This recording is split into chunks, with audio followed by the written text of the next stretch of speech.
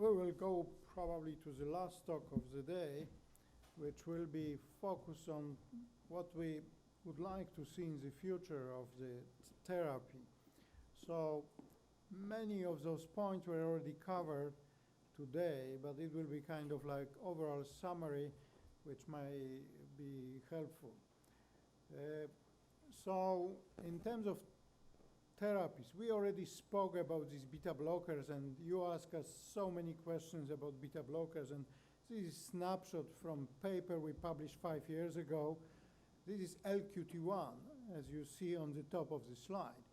And what we did in this analysis is that we analyzed those 4 beta blockers, and we try to determine whether in LQT1 they are effective. And you already are getting master degree in statistics, because you already know that hazard ratio, you need to subtract 1 minus 0.43 to determine 57% reduction in the first one, 56 in this one, 62 in here, and 50% over here. And there is some additional value called p-value, which means how different one group is from the other from statistical standpoint, and everything which is below 0.05 is considered as statistically significant, so in this case effective. But really, because numbers are not that great in terms of number of patients, we pay attention a lot to those numbers here. What I'm trying to show you here is that in long QT1 patients, these numbers are pretty similar. So whether it's 57 reduction, 56% reduction, or 50% reduction, as you see, it's quite similar. As you heard today all over again, that in long QT1, all therapies which decrease effect of adrenaline on the heart is pretty good. And this slide is confirming it, that practically the same type of degree of reduction you are getting with all beta blockers in LQT1. There are no difference which we tested by checking this number, which is how different these reductions are. They are not different, far from 0.05. So bottom line is that we don't believe that there is significant difference among them. Although you can notice that this one didn't have p-value so low, but we had very few people on metoprolol, 3 events and 20 people only. So we are, of course, with small number of patients here. So altogether, message is altogether good. Beta blockers are very effective in reducing events in LQT1 patients. And even if your physician prescribes atenolol, metoprolol, propranolol, nadolol, we always prefer nadolol because of long-acting and a couple of other reasons. But bottom line, it won't be that wrong if all of a sudden somebody is on atenolol or propranolol in LQT1. This is what we speak about first event. We also touch on LQT2. We did exactly the same analysis in LQT2 patients. As you may notice here, these numbers differ.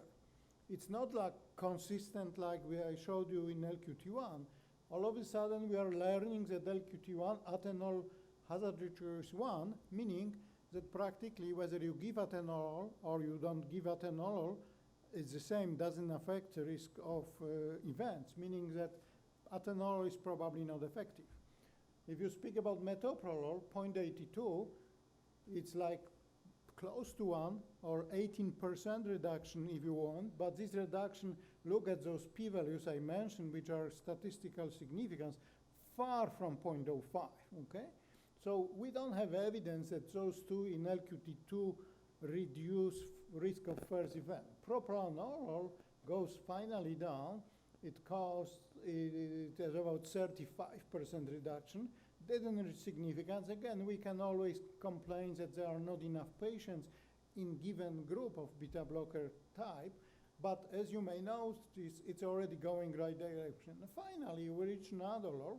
Again, you may complain about number of 109 patients, but here we are back in the business of good reduction. 0.4 meaning 60% reduction, lag in LQT1 for pretty much all beta blockers.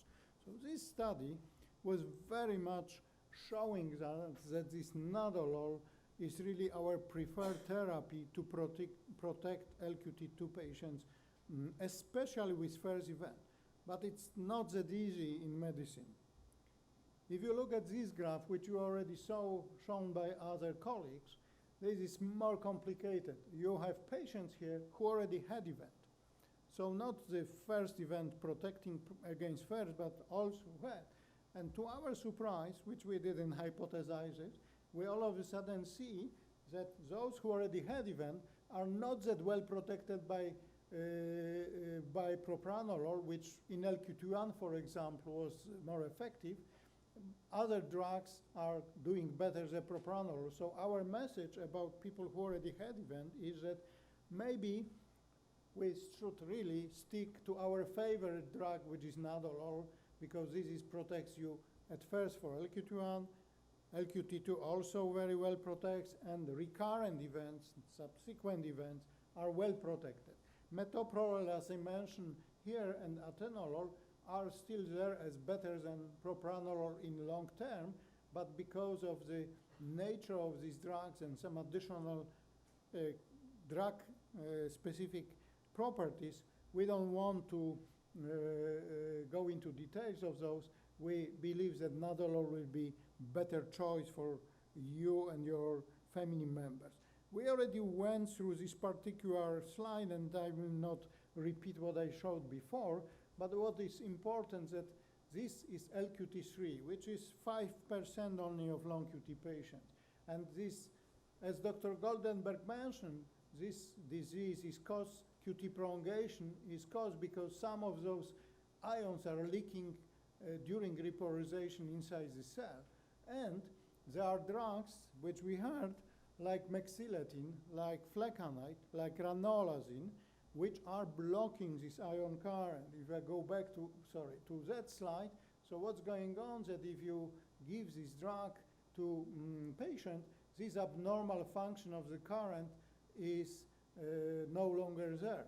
And there is study from Italy, from a group of Dr. Priori, not Dr. Schwartz, but Dr. Priori, published in 2016, where they looked at about 25 or 30 patients, and they gave mexiletine, which is one of these blockers, to patients with long QT3, and they observed very significant reduction in QT. You see individual patients going from 600 to about 500. They on purpose selected patients who are high at the beginning, mass majority of them with about 500, and most of them went down very significantly based on the principles of this so-called gene-specific therapy, because we know that gene is there. This is why genetic testing is useful. You know the gene, you can say, okay, this is a long QT3 patients, we can eventually give sodium current blocker over here. And when they looked at effect of events in terms of rates, this is event rate per 100 person years. So if somebody was living up to 100 years theoretically, they would decrease with this drug from 10 events over 100 years to less than 1, as you see over here. So this is something which we right now are advocating more and more in long QT3 patients. We also analyzed some data with Dr. Moss some years ago on another drug, which is similar class called ranolazine, where we showed significant QT prolongation, QT shortening after intravenous infusion of this drug. And subsequently, group from Israel was looking, as Dr. Goldenberg was describing this particular mutation. They were looking at this drug, and in this mutation, they found quite significant reduction too. And they tried to look at it from the literature review standpoint, and as you see, this is pretty much summary of known literature on these drugs, and these drugs are shortening QT. Let me use this one. Shortening QT, you speak about flecainide, which is one of the drugs, mexiletine, ranolazine. They shorten QT pretty similar ways. There are some little differences between among these drugs, with side effects slightly different. Some of them they have. You mentioned blurry vision, and some aspects which are complained by these people is also constipation. In some people with maxillary may have some GI upsets. But among those three drugs, one could theoretically choose and apply them. So this is kind of outgrowth of the fact that we know already mutation, we know type of abnormality in the heart, so therefore we could identify drugs which are on the market. This is not any of those which were purposefully developed for long QT. They were to treat atrial fibrillation and other arrhythmias for decades on the market. So we are reaching out to pre-existing drug, knowing the mechanism of disease, and eventually able to do it. We conducted here a study with new medication, and several patients from our long QT registry participated. This was another type of drug done by Gilead, and this drug was also quite effective. However, drug was simultaneously applied to people with defibrillators after heart attack, and it showed more arrhythmias and less arrhythmia. So Gilead decided to stop development of this drug because they were afraid that they will not go forward, and knowing that there are other three drugs I mentioned, they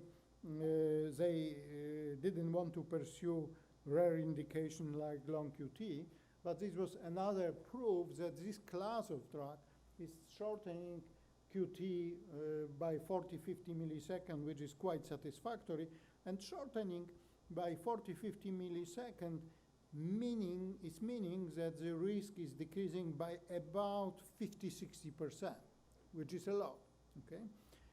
And it's example of ECG from our prior study, but I wanted to mention this study, which just was published with long QT2 patients, because we all of a sudden are learning that mexilatin may help in long QT2 patients. Why?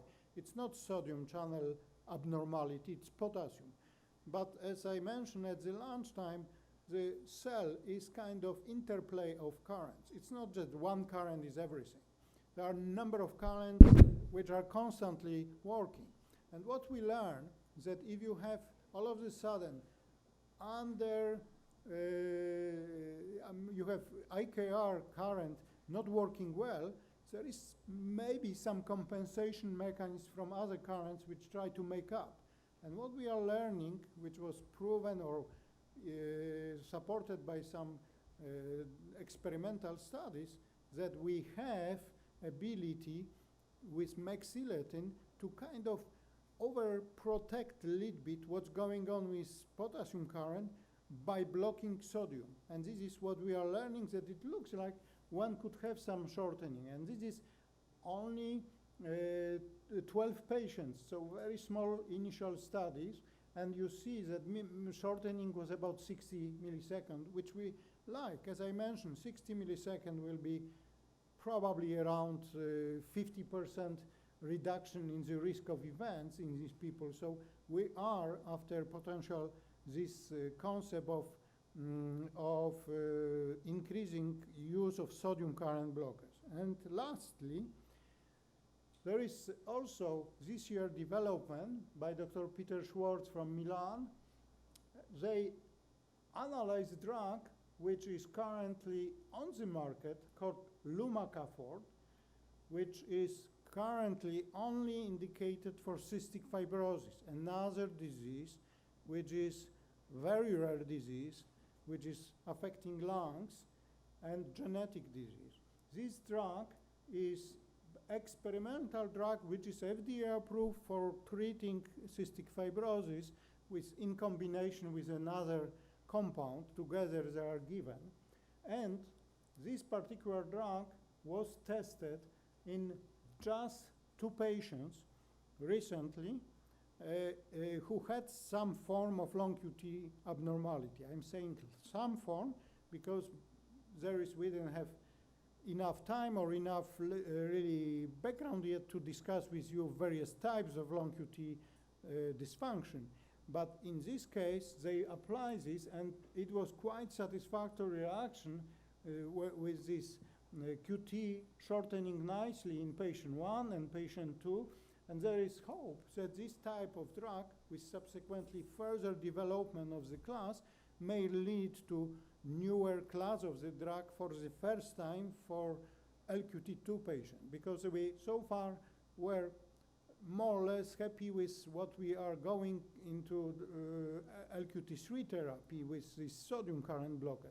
And all of a sudden we have LQT2, hope that after further work, we believe that this may eventually help in developing some new class of drugs which will shorten nicely QT.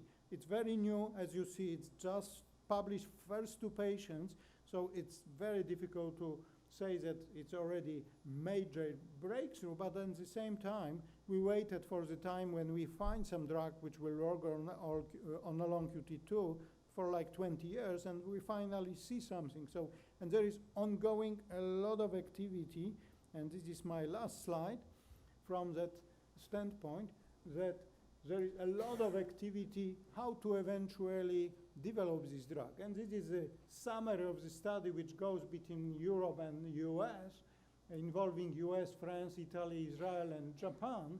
And what is being done, there are so-called pluripotent stem cells. You probably heard about it, read about it.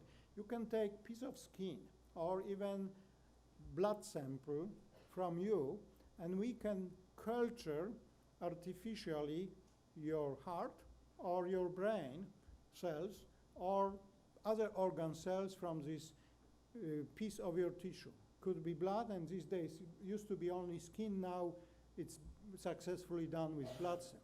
What is being next, once this piece of tissue, let's say from skin, is mature in a dish with special enzymes, could be again directed toward becoming beating heart cells. And at that stage, you can look at various compounds you may have on the market or those which were even not developed, and start testing what's going on, whether these beating cells in this dish will react positively to short-term QT or decrease arrhythmia. And this is where field of pharmacology throughout the entire medicine is going a lot. In many fields, not only cardiology, these so-called pluripotent stem cells, which is iPSS, SC, they are tested, and subsequently they are tested whether arrhythmia could be observed versus not, and there are various compounds. And compounds which are being tested first are thousands of medications which we have on the market, because we may not know all the properties of the medication. Second, there are thousands of medications in library of every pharmaceutical companies altogether, which were never pushed towards the market, because some issues were found on the way, but they were known to have potential properties which might be helpful. And there is bank or biobank of such compounds, and the companies right now, including pharmaceutical companies, are reaching out to those banks, whether their own or somebody else's compounds, and trying to test it. And this is where eventually future of therapy for every rare disease, including long QT, is lying. We have a study which we just finished to look at long QT3 skin sample size, and colleague of ours, Dr. Rocky Cass from Columbia University in New York, is completing some analysis looking at specific aspect of this therapy in those cells. And this group of colleagues, and the main center doing pluripotent stem cells is in California, in San Francisco. They are trying to do the same for LQT1, LQT2 patients at this stage, trying to find any compound which could eventually be useful. So as we discussed it, we don't expect that it will happen overnight. It will take years before somebody will find compound like the one I just showed you. It will require larger testing in larger group of patients, and this is where you come. You are helping us to test some medication. Eventually, we will figure out. Spencer mentioned at the end the concept of genetic testing. Yes, genetic testing hopefully will be one day. And probably cystic fibrosis, which I mentioned, is the closest to get to this point. And one day, hopefully, it will be possible to take this gene and modify it, remove those pieces of genes which were mutated, replace with proper one. And in animal studies, it's already done. There is another disease called catecholaminergic polymorphic VT associated with sudden death like long QT. Sometimes it's called CPVT, where very successful mouse model showed that taking the gene, cutting out the part which was mutated, replacing with the proper gene, gives these mice with this mutation longevity exactly the same as normal mice. So there is already study showing that this could be done even in arrhythmia field, not only in other fields, which is also very rich and increasing experience. So there is hope. Don't count on it that will happen a year or two from now, but the progress is really done increasingly fast, and we believe that will be more and more compounds from existing compounds. And the companies also are looking for new antiarrhythmic drugs. Why? Because honestly, to all these patients with heart attacks and various cardiomyopathies, we have very limited library of medication for arrhythmias. Those which were developed 20, 25 years ago, and there was no really further progress because we lacked a further understanding. We also believe that this pathway, which I'm showing you, will also be enriched by the fact that not only rare disease like long QT needs treatment, million myocardial infarction heart attacks per year in the United States, they require some additional protection in treatment. So the field is growing this direction. So I will stop this part about future therapies, and I think looks like it's 4:03. We are almost there, but we will be happy to answer any questions here, or if you want to stay and speak to us individually, we will be more than happy. So let's start with a question about this particular topic, if any. I think everybody is done. So I would like to thank you all. We learn from you a lot, and we believe that we should do next one 40 years from now or next year. Yep. We will definitely do more often.